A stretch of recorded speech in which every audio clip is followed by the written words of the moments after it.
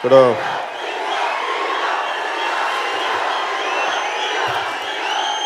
వకీల్ సాబ్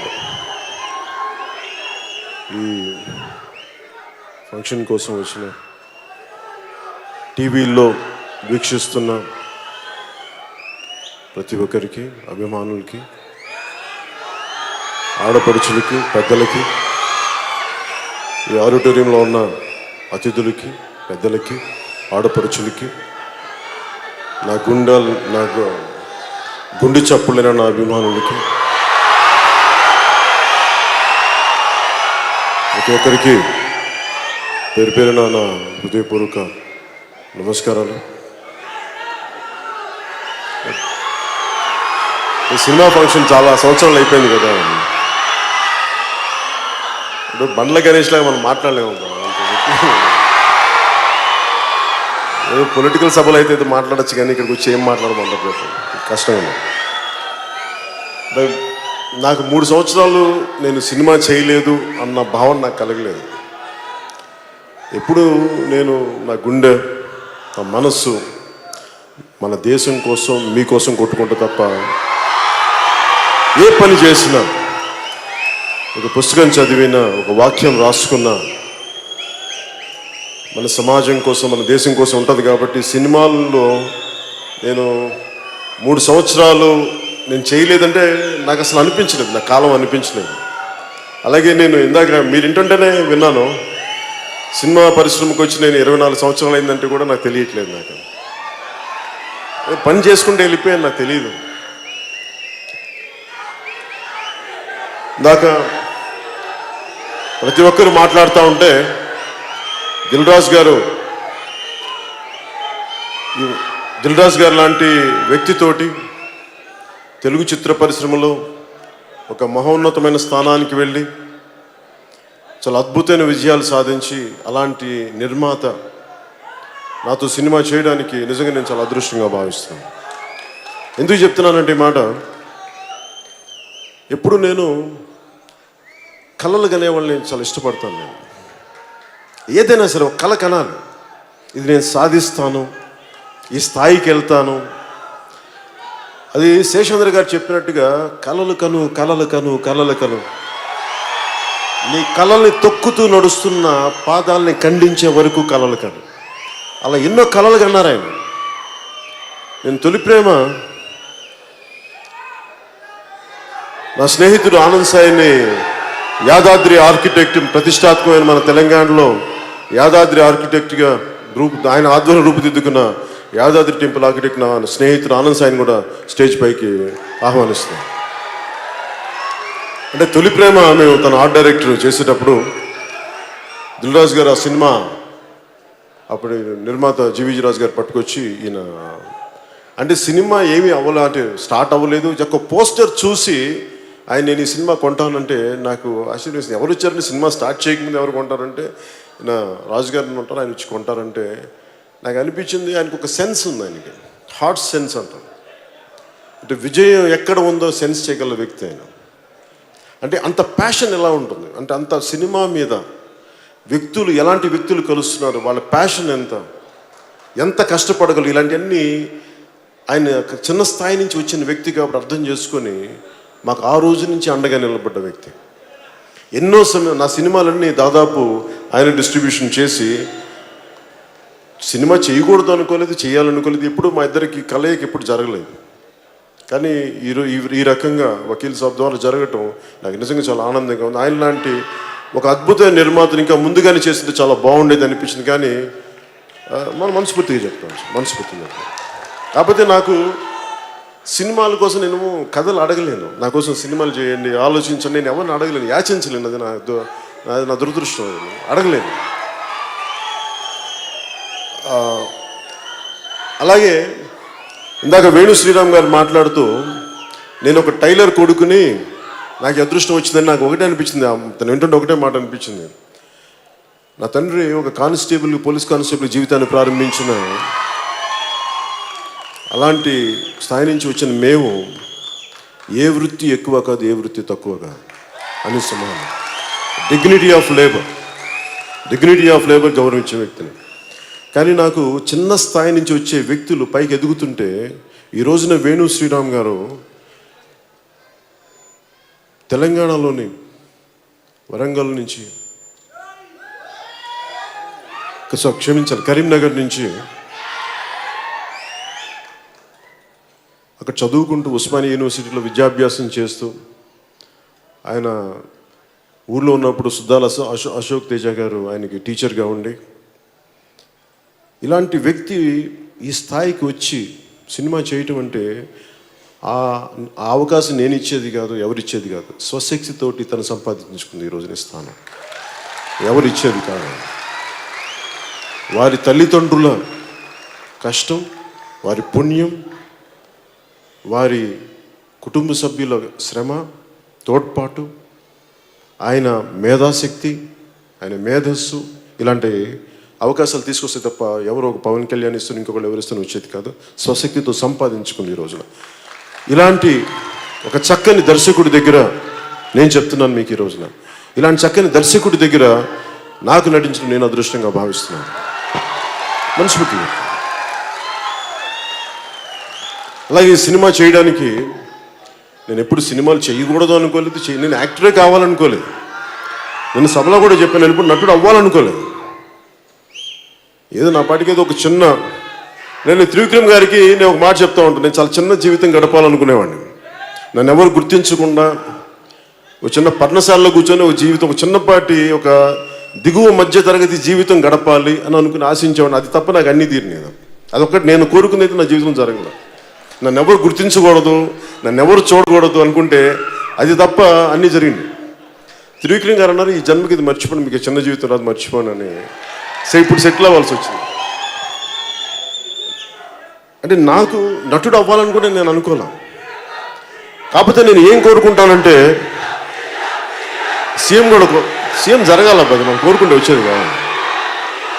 మీ గుండెల్లో స్థానం సంపాదిస్తాను నేను కలగన్నానా? నా పని నేను చేసుకుంటూ వెళ్ళిపోయాను. సమాజం కోసం, దేశం కోసం మన పని మనం చేసుకుంటూ వెళ్ళిపోతాం. అది ఉన్నతమైన స్థానం ఇచ్చిన సంతోషం. మీ గుండెల్లో మించిన ఉన్నతమైన స్థానం నాకు ఏది ఎక్కువగా, దేని ముందు మీ గుండెలో ఉన్న ఉన్నత స్థానం అంటే మించింది ఏది లేదు. అంతే. దాంతోపాటు ఇదేనా వస్తే చూద్దాం అంతే తప్ప నేను దానికోసం వెంపర్లాడే వ్యక్తిని కాదు. ఏమి ఆశించకుండా నేను సమాజం కోసం పనిచేసే వ్యక్తిని, సమాజ హితం కోసం పనిచేసే వ్యక్తిని. సినిమాని కూడా అనేక సందర్భాల్లో కూడా చెప్పాను. నిన్న తిరుపతి మీటింగ్లో ఏదో మాట్లాడుతూ అక్కడ నేను ఒక బాలాజీ కాలనీలో అని చెప్పి అక్కడ నేను యోగాభ్యాసం చేసేవాడిని. రామ్లాల్ ప్రభుజీ అని చెప్పి దత్తాత్రేయుడి 12వ అవతారం అయిన రామ్లాల్ ప్రభుజీ గారి పరంపరలో వచ్చిన నృసింహ సరస్వతి గారి ఆ యోగ పరంపరలో నేను శక్తిపాతం ద్వారా నేను ఆ యోగాభ్యాసం చేస్తూ ఉంటే ఆ టైంలో నాకున్న కోరిక ఏంటంటే ఎంతసేపు సెల్ఫ్ రియలైజేషన్ మీద ఉండేది తప్ప, ఆత్మశోధన మీద ఉండేది తప్ప జీవితం మీద ఉండేది కాదు. అలాంటి పరిస్థితుల్లో మా అన్నయ్య చిరంజీవి గారు అన్న మాట నన్ను నటుని చేసింది. ఆయన అన్న మాటలు ఏంటంటే, నీకు చిరంజీవి గారిలో నీకు నాలాంటి అన్నయ్య ఉండి పోషించడానికి, అంటే అన్నదమ్ములు నీకు నీ మీద ఆధారపడేవారు లేరు, ఆధారపడే కుటుంబ సభ్యులు లేరు. ఇవి కాకుండా నువ్వు ఒక నటుడయ్యి ఏదో ఒక పని చేసుకొని ఇదే స్పిరిచువాలిటీ గురించి మాట్లాడగలవంటే నాకు ఆ రోజు నిజమే అనిపించింది.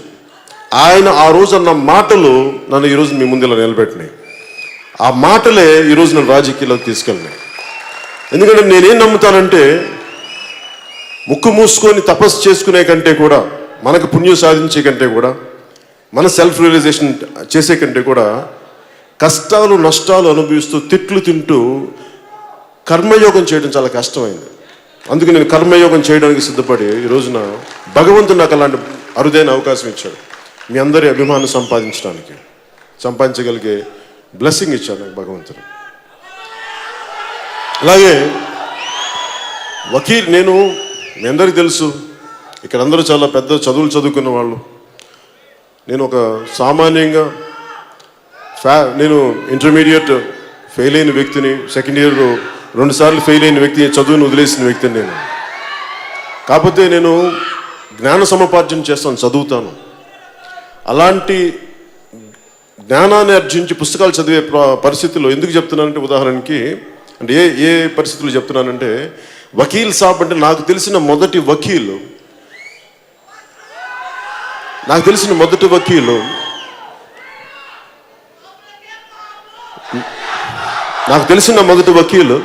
నాని పాల్కీవాలా గారు అని చెప్పి ఎమర్జెన్సీ టైంలో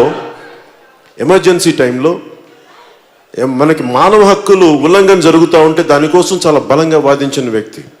కేశవానంద భారతి మనకి ఈ కేసు మీద చాలా బలంగా వాదించిన వ్యక్తి. నాకు ఆయన స్ఫూర్తి. చిన్నప్పుడు ఎప్పుడు మా నాగబాబు గారు, మా సెకండ్ బ్రదరు, ఆయన లా చదివేటప్పుడు ఆయన ఒక నాని పాల్కీవాలా పుస్తకం చదివేవాడిని. నాకు అప్పటి నుంచి ఆ లాయ వృత్తి మీద నాకు చాలా గౌరవం. నాకు అంటే ఒక వ్యక్తి నిజంగా మానవ హక్కులు ఉల్లంఘన జరిగితే ఇలా చేయొచ్చా అనేది. అలాగే నాకు తెలిసిన ఇంకొక లాయరు భువనగిరి చంద్రశేఖర్ గారు అని చెప్పి, ఆయన ఎంత అద్భుతమైన గుంటూరు జిల్లాకు చెందిన ఆయన ఒక మానవ హక్కుల లాయర్. ఆయన ఏ స్థాయికి పనిచేశారంటే, చుండూరులో దళితుల్ని ఊచకోతకొస్తే వాళ్ళ కోసం బలంగా నిలబడ్డ వ్యక్తి ఆయన. అంటే ఆయన ఎంత స్థాయికి అయిపోయారంటే, ఆయన జీవితం కూడా కోల్పోయి ఆయన క్యాన్సర్ వచ్చి చనిపోయారు ఆఖరి దశలో. బట్ క్యాన్సర్తో సఫర్ అవుతూ కూడా, కీమోథెరపీ తీసుకుంటూ కూడా, ఆ కోర్టులో వాదనలప్పుడు ఆయన మార్ఫైన్ ఇంజెక్షన్ తీసుకొని మరి వాదించేవారని చెప్పారు నాకు. అలాంటి ఒక ఆయన ఈ రోజున మన మధ్యలో లేరు. ఆయన చనిపోయారు. నాకు కరెక్ట్ చెప్పాలంటే అత్తారింటికి దారి షూటింగ్ మధ్యలో చనిపోయారు. ఆయన నాకు పుస్తకం పంపించారు, సాకో వాంజిటిన్. నాకు పరిచయమైన కొత్తల్లో ఆయనకి నాకు చాలా సాన్నిహిత్యం ఉండేది. సో నాకు ఎప్పుడు కూడా మానవ హక్కుల కోసం పోరాడే న్యాయవాదులు అంటే నాకు చాలా అపారమైన గౌరవం. ఒక బాలగోపాల్ గారు కానీ, ఇలాగే భువనగిరి చంద్రశేఖర్ కానీ, ఒక నాని పాల్కీవాలా కానీ, అలాగే అనేక మంది ఈ న్యాయవాది వృత్తిలో ఉండి ప్రజల హక్కుల కోసం పోరాడే వ్యక్తుల మీద నాకు అపారమైన గౌరవం. అలాంటి పాత్ర నాకు ఈ వకీల్ సాబ్ ద్వారా చేయడానికి నాకు నిజంగా నా అదృష్టంగా ఈ పాత్ర చేయడానికి నిజంగా చాలా అదృష్టం చేసుకున్నాను అనిపించింది. ఎందుకు ఈ మాట అంటున్నానంటే, ఒకటి పింక్ సినిమా, ఇది సుజీత్ సర్కార్ వారి రైటర్స్ బృందం రాసిన ఒక అద్భుతమైన స్క్రిప్ట్ని నేను చిన్నప్పుడే నుంచి ఎవరితోనా, అంటే మీరు ఎలా ఫీల్ అవుతారో నాకు తెలుసు, మీ గుండెలో ఎలాంటి ఒక అభిమానం ఎలా అది నేను అమితాబ్ బచ్చన్ మీద నాకుండే. అమితాబ్ బచ్చన్ గారి మీద నాకు పిచ్చి అభిమానం ఉండేది. నాకు అంటే ఆయన కోసం మీలాగా నేను గొడవలు పడిపోయేవాడిని. ఎంతెందుకు మా సొంత చిన్న మా నాగబాబుతో గొడవలు పడేవాడిని. వాళ్ళు కావాలి అంటే నేను గొడవ పడేవాడిని, కొట్టడానికి వెళ్ళిపోయేవాడిని. అలాంటి అమితాబ్ బచ్చన్ గారు నటించిన పాత్ర నేను చేయాలంటే అసలు నాకు మనసులో కూడా రాలేదు. చూశాను, మామూలుగా సినిమా చూసాను, చాలా బాగుంది అనుకున్నాను, కానీ ఎప్పుడు నేను సినిమాలు చేస్తాను లేదు ఏం అనుకోలేదు. అలాంటి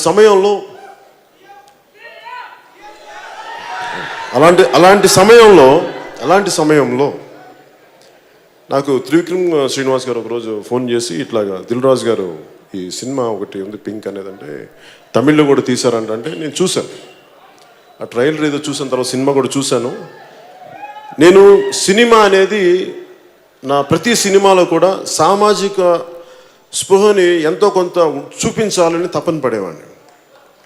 కేవలం ఎంటర్టైన్మెంటే కాదు, కొంత సామాజిక స్పృహ. అంటే సినిమా అనేది చాలా విశిష్టమైనది, అది చాలా బలమైనది. అది అలాంటి కళ ద్వారా సామాజిక స్పృహని ఎంతో కొంత మనం ఒక కాపాడుకునే ఒక అంశాలు కానీ పెట్టగలిగితే మనం కొంత సమాజానికి మేలు చేసిన వాళ్ళు అవుతామని చెప్పి ఖుషీలో కానీ ఏ సినిమాలో కానీ మా మొదటి సినిమాల నుంచి ఆ పాటల రూపంలో పెట్టడానికి అది నా ఆకాంక్ష. అది ఏదో పంచుకోవాలని ఒక తపన నన్ను అలాంటి పాటలు చేయనిచ్చేది.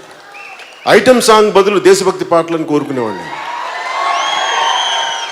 చాలామంది చిరాకు వచ్చేది నేనంటే, మంచి గ్లామర్ పాటలు చేయొచ్చు కదా అంటే, నాకు అలా ఏమో నాకు దేశం గురించి మాట్లాడడంతో తృప్తి. ఐటమ్ సాంగ్స్లో చేస్తే నాకు ఎప్పుడు తృప్తి రాలేదు. ఐటమ్ సాంగ్స్ నేను తప్పని కూడా చెప్పను. నాకు చేయడానికి నా ప్రిఫరెన్స్ పేట్రియాటిక్ సాంగ్స్. మరి ఒక్కోసారి మరి ఎక్కువసార్లు మన హరీష్ శంకర్ కానీ గణేష్ గారిని ఇబ్బంది పెట్టి నన్ను ఆ కెవ్వు క్యాక్స్ పాట చేయించారు. ఆ పాట చేయడానికి చచ్చిపోయాను నేను, చేయలేక. సరే ఏదో కళ్ళజోడు పెట్టుకొని కళ్ళజోడు ఒక ఎక్స్ప్రెషన్ కనిపించి చేసేసుకుని వెళ్ళిపోయాను. కానీ కథ మీ ఆనందం కోసం కొంత నేను చేయడానికి కొన్ని సిద్ధం, కాకపోతే అది పరిమితులు మించకూడదని కోరుకుంటాం. సో మళ్ళీ ఈ వకీల్ సాబ్ సినిమాకి వస్తే, ఈ వకీల్ సాబ్ సినిమా, నేను అక్క చెల్లెళ్ళతో పెరిగిన వాడిని, మా చెల్లెలు ఇక్కడే ఉంది, అక్క చెల్లెళ్ళతో పెరిగిన వాడిని, మా వదిన పెంపకంలో పెరిగిన వాడిని, మా తల్లి, మా అమ్మ, మా చిన్నమ్మలు వీళ్ళతోటి అత్యంత అన్యోన్యత మెలిగేవాడిని. ఎక్కువ మంది నా జీవితం చుట్టూ మా పెదనాన్న పిల్లలు కానీ, నెల్లూరులో కానీ, ఎక్కడైనా సరే నేను ఆడపడుచులు, మా అక్కలు కానీ, మా పిన్నులు కానీ, మా అత్తలు కానీ నన్ను గుండెల్లో పెట్టుకుని పెట్టారు. వాళ్ళ మీద ప్రేమ, నాకు ఎప్పుడు సినిమా పట్ల అంత గౌరవం. ఎందుకంటే స్త్రీ పాత్ర మీద నేను ఎప్పుడు కించపరిచే పద్ధతులు ఎందుకు చేయనంటే, నేను మా ఇంట్లో ప్రతి ఒక్కరు కూడా కలిసి ఒక కుటుంబంతో సినిమా చూడాలని కోరుకునేవాడిని నేను. అందుకనే సాధ్యమైనంత మేరకు కొంత అది విలువలనే పెద్ద పదం అంటే కూడా కొంచెం అందరూ ఆమోదయోగ్యంగా చూడాలి, అలాంటి సన్నివేశాలు ఉండాలని కోరుకునేవాడిని. అలాంటి నాకు ఈ వకీల్ సాబ్ సినిమా ముఖ్యంగా మా స్త్రీ శక్తికి, నేను పూజించే ఆదిశక్తికి గౌరవంగా, నాకు మా అక్కలకి, మా చెల్లెళ్ళకి, మా ఆడపడుచులకి, ఇక్కడ వేదిక పైన ఉన్న ప్రతి ఒక్కరికి, టీవీల్లో వీక్షిస్తున్న ఆడపడుచులందరికీ, తల్లులందరికీ, ఆడబిడ్డలందరికీ ఇది మా వంతు యజ్ఞంలో మీకు ఇచ్చే గౌరవంలో భాగంగా మేము సైతం ఒక చిన్న ఉడతా భక్తిగా మీరు మీరు చేస్తున్న త్యాగాలకి ఇది మా వంతు, ఇది ఒక కృషిగా మేము తెలియజేసుకుంటున్నాను. ఈ వకీల్ సాబ్ సినిమా ముఖ్యంగా ఈ సినిమా కథ అందరికీ తెలిసిందే. ఈ మధ్యన దిశ మర్డర్ కేసు కూడా జరుగుతున్నప్పుడు ఒక ఆడపిల్ల, గాంధీ గారు చెప్పినట్టుగా ఆడపిల్ల అర్ధరాత్రి ఒంటరికి వెళ్తే నిజమైన స్వాతంత్రం వచ్చినట్టు. అది వస్తుందో లేదో నాకు తెలియదు, కానీ పట్టపగలు కూడా ఒక ఆడపిల్ల బయటికి వెళ్ళి ఇంటికి క్షేమంగా రావాలని కోరుకునేవాడిని. మన తెలంగాణలో ఏం చెప్తాం, జర భద్రం బిడ్డ అంట, భద్రంగా వెళ్ళరా అంట, అంటే సెక్యూరిటీ. నేను ఎప్పుడు సమాజంలో లా అండ్ ఆర్డర్ చాలా బలంగా ఉండాలని కోరుకునేవాడిని. ఎన్నోసార్లు నేను షూటింగ్లో మన్నార్లో కానీ, కేరళలో కానీ, మిగతా ప్రాంతాల్లో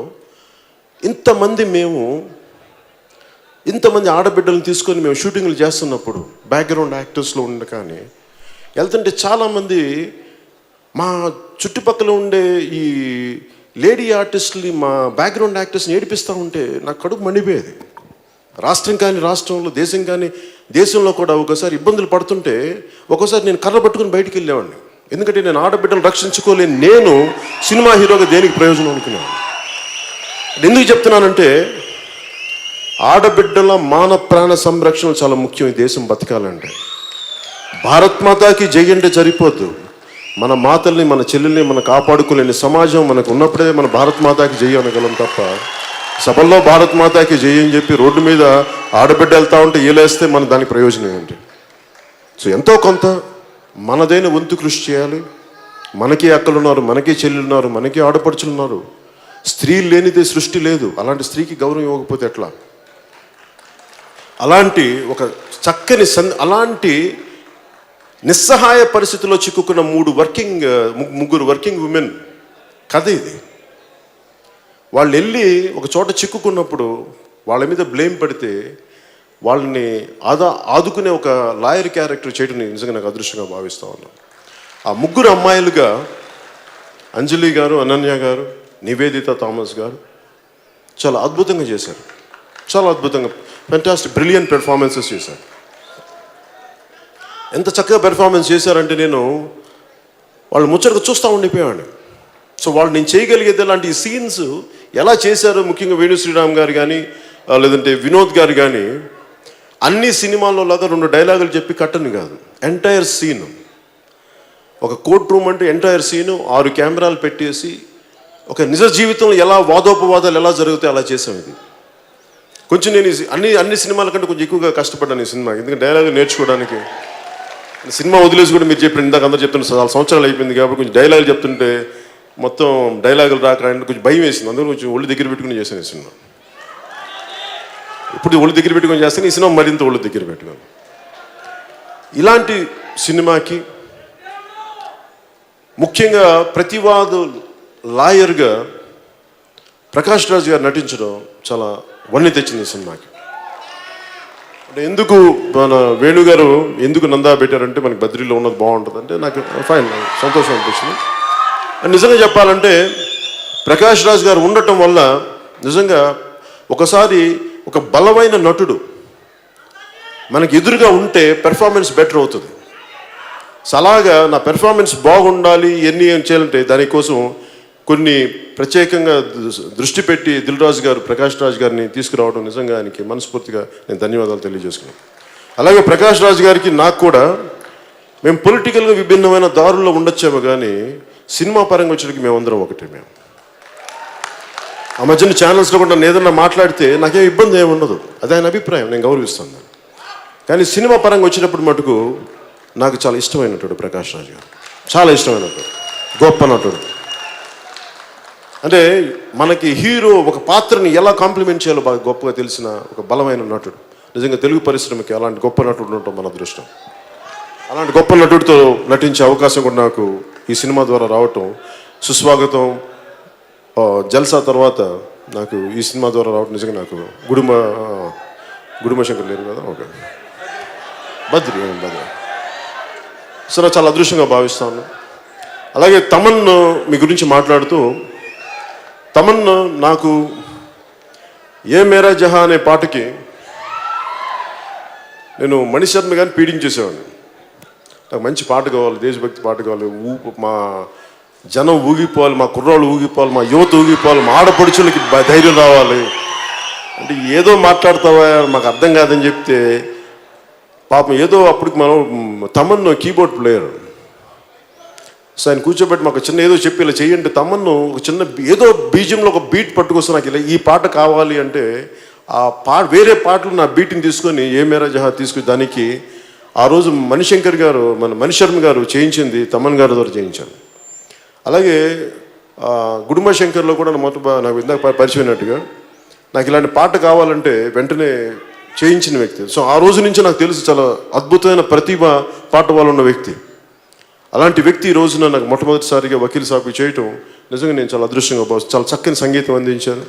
అంటే నేను ఏం కోరుకుంటా, ఇంతమంది ఇష్టపడి ప్రేమించి ఒక సినిమాకి శక్తి ధారపోస్తే అది జనాలకి గుండెల్లోకి వెళ్ళిపోద్ది ఆ సినిమా. అలాంటి సినిమా అవ్వాలని నేను మనస్ఫూర్తిగా ప్రతి ఒక్కరికి వారి సినిమా చాలా ముఖ్యం, ప్రతి ఒక్కరికి వారి సినిమా చాలా ముఖ్యం. ఈ సినిమా కూడా అందరిలాగే మేము కూడా నేను ఎప్పుడు కూడా నా సినిమాని బాగుంది అద్భుతాలు సృష్టిస్తాను చెప్పలేను. మా వంతు కృషి మేము చాలా బాగా చేసాం. మా చేతిలో ఉన్నంత వరకు అందరం చాలా ఒళ్ళు దగ్గర పెట్టుకొని చాలా బాధ్యతతో చేసాం. ఎంత బాగుంటుంది ఎంత విజయం సాధిస్తుంది అనేది మీ చేతుల్లో పెడుతున్నాం. అది మీరు మీ ఆశీర్వాద బలం అది. అందుకని అది ఇది 9th ఏప్రిల్ 9th రిలీజ్ అవబోతా ఉంది. సో దీనికి అద్భుతంగా చేయాలి. అలాగే వినోద్ గారి ఫోటోగ్రఫీ నాకు నిజంగా చాలా అద్భుతంగా అనిపించింది. అంటే ఒక 6 కెమెరాలు పెట్టేటప్పుడు లైటింగ్ చాలా కష్టం. అలాంటి లైటింగ్ని ఆయన చాలా ప్రతిభావంతంగా శ్రమ పడకుండా ఆర్టిస్టులు ఇబ్బంది పెట్టకుండా చాలా అద్భుతంగా ఆయన తీర్చిదిద్దిన ఫోటోగ్రఫీ మనస్ఫూర్తిగా వారికి నా ధన్యవాదాలు. అలాగే ప్రత్యేకంగా కళాదర్శులు రాజీవన్ గారికి మనస్ఫూర్తిగా నా కృతజ్ఞతలు తెలియజేసుకుంటా ఉన్నాను.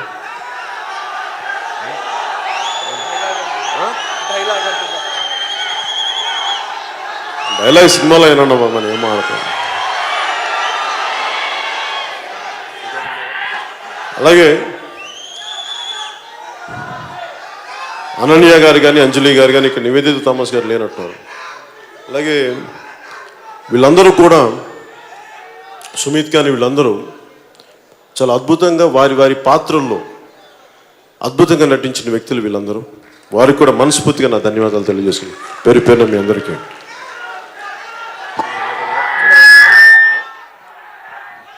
అలాగే ఈ ఫంక్షన్ ఇంత అద్భుతంగా అరేంజ్ చేసిన జేబీ మీడియా నరేంద్ర గారికి కూడా మనస్ఫూర్తిగా నా ధన్యవాదాలు తెలియజేసుకుంటాను. ముఖ్యంగా ఇందాక తమన్ గారి ట్రూప్ నుంచి ఈ ఆడపడుచులందరూ వచ్చి ప్రత్యేకంగా ఈ హిందుస్థానీకి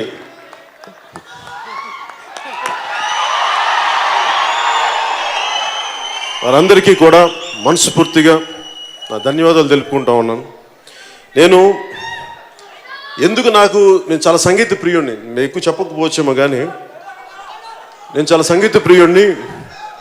నేను జానీ ఖుషి అయిపోయిన తర్వాత చాలా కాలం సినిమాలు చేయలేదు. ఏమేమి చేసి ఉండొచ్చు, ఒకటి వ్యవసాయం చేశాను, 2 సంగీతం నేర్చుకున్నాను, కర్ణాటక సంగీతం. అంటే వైలిన్ వాయించేవాడిని నేను. అది జంట స్వరాల దాకా నేను వైలిన్ వాయించేవాడిని. అంటే నాకు సంగీతం పట్ల అంత మక్కువ, అంత గౌరవం. అలాంటి కర్ణాటక సంగీతం దీంట్లో ఈ రోజున మగువా పాట చేయటం, ముఖ్యంగా ఈ క్లాసికల్ సింగర్స్ అందరికీ, ట్రూప్కి ప్రత్యేకించి పేరు పేరున మీ అందరికీ నేను, మా ఆడపడుచులకి, మా చెల్లెలకి పేరు పేరున ధన్యవాదాలు తెలియజేసుకుంటాను.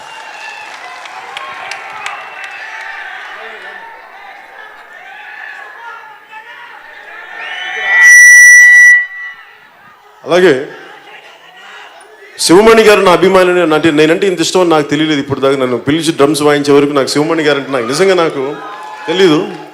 ఈయన సాక్షాత్తు శివస్వరూపం. ఆయన శివుడి ఢమరకం ఎలా ఉద్భవిస్తో తెలియదు కానీ ఈయన చూస్తే ఆ శివనాథం అణువున ఈయన అణువు మొత్తం బయటకు వస్తూ ఉంటుంది, ఉద్భవిస్తూ ఉంటుంది. ఆ శివస్వరూపానికి, ఆ సరస్వతి స్వరూపానికి మనస్ఫూర్తిగా మీ అందరి తరపున నేను ధన్యవాదాలు తెలుపుకుంటాను. ఇందాక ఆయన ఇచ్చినట్టు 2 కర్రలు పెట్టి కొట్టమంటే శివస్వరూపాన్ని వ్యక్తి పక్కన కూర్చొని మనం ఏం కొట్టదాం, సరస్వతిని అవమానించకూడదు. మనకు తెలియదని పక్కకు వచ్చి మీరే వాయించని చెప్పాలి. సో నేను ఆయన మీద గౌరవంతో ఏదో సరదాగా ఆలోచించేది కాదు, చేసేది కాదు, చాలా బాధ్యత చేయాల్సింది. అలాగే ప్రత్యేకించి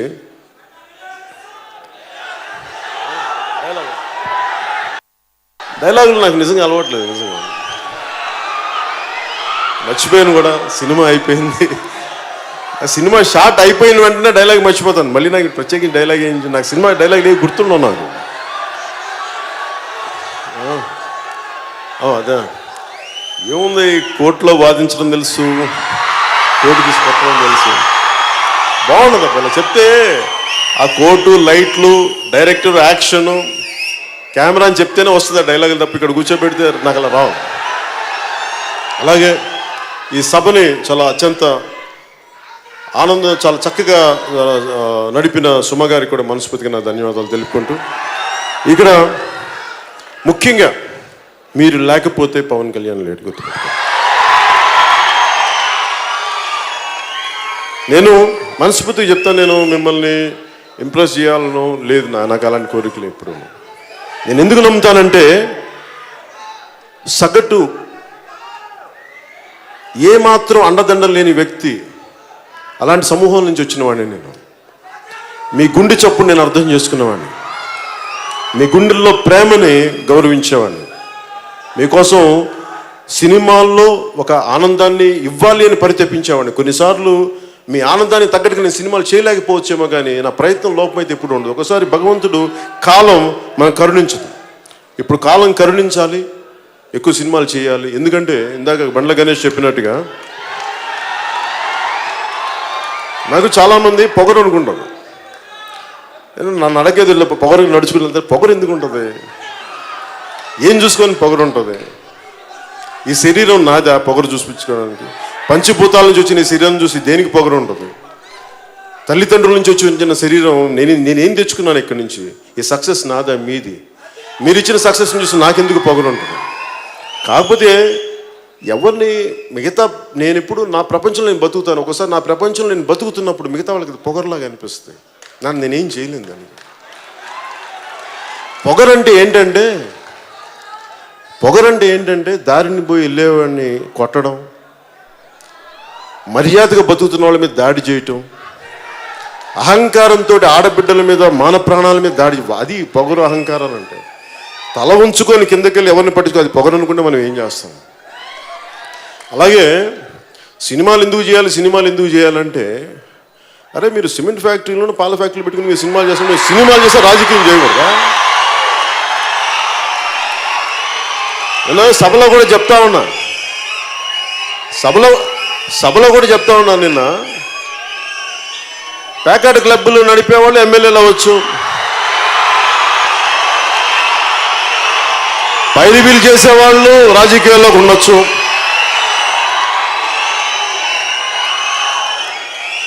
అసలు రాజకీయాల్లో చేసే వాళ్ళకి అత్యంత జీతం వచ్చేది ప్రధానమంత్రి గారికి 4 లక్షలు ఎంత వస్తుంట, చీఫ్ మినిస్టర్కి 1.5 lakh అండి మన శాలరీ అంతే. మరి 1.5 లక్ష 4 లక్షలు వచ్చే ఒక లక్ష లోపు వచ్చే ఎమ్మెల్యే పదవికి ఎందుకంత మంది తప్పని పడిపోతారు? అంటే నేను ఒకటే చెప్పాను, సినిమాలు నేను అవినీతి చేయకుండా ఉండడానికి నేను సినిమాలు చేస్తున్నాను.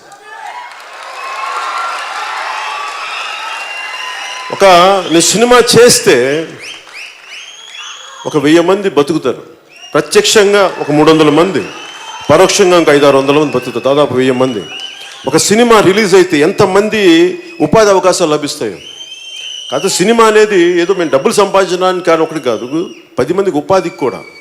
సో పరిశ్రమ కళకళలాడాలి అంటే అది నేను కోరుకోలేదు, సినిమా వస్తే చేస్తాను, కథలు బాగుంటాయని చేస్తాను, అంతేగాని కేవలం నేను డబ్బు సంపాదించడం కోసం నేను చేయను. అన్నీ కుదిరినప్పుడు నాకు అందరితో పాటు ఆనందంతో పాటు నా డబ్బు వస్తే సంతోషం, ఆ డబ్బుని తిరిగి మేము సమాజానికే పెడతాం మేము. అలాంటి అందుకే సినిమా అనేది నాకు భగవంతుడు అవకాశం ఇచ్చినంత వరకు ప్రజలకు సేవ చేస్తాను, దాంట్లో భాగంగా సినిమా కుదిరితే ఖచ్చితంగా చేస్తాను, సినిమా నుంచి పారిపోయే వ్యక్తిగా. అలాగే నా కంపెనీ ద్వారా కూడా ఈ రోజున వేణు శ్రీరామ్ గారు కానీ వీళ్ళందరూ కూడా మనకి ఆయన 3వ సినిమా ఇందాక ఆయన అన్నట్టు దేశంలో చాలా గొప్ప దర్శకులు రావచ్చు అంటే నేను ఎవరిని కోరుకోను. నేను ఎప్పుడేం కోరుకుంటాను, నన్ను ప్రేమించే దర్శకులు కావాలని నేను కోరుకుంటాను. ఎందుకంటే మీరు ఒక అద్భుతమైన సక్సెస్ ఉన్న దర్శకుల కంటే కూడా ఈ సినిమా పట్ల, కథ పట్ల, ఆ తర్వాత చేసే హీరో పట్ల, నేననే కాదు ఎవరైనా కానీ ఆ ప్రేమ గౌరవం ఉంటే అది ఆటోమేటిక్గా సక్సెస్ సినిమా ద్వారా వస్తుంది. ఒకవేళ ఎంతో కొంత ప్రయత్నం చేయగలుగుతాం. నాకు అలాంటి దర్శకులు అంటే నాకు ఇష్టం. నాకు అలాంటి దర్శకులు వరుసగా ఉన్నందుకు మనస్ఫూర్తిగా ఒక వేణు శ్రీరామ్ కానీ, లేదంటే హరీష్ శంకర్ కానీ, సాగర్ కానీ, వీళ్ళందరూ ఇష్టపడి వచ్చేవాళ్ళు సినిమా మీద, అట్లా నా మీద ప్రేమతో. అలాగే ఈ సినిమాకి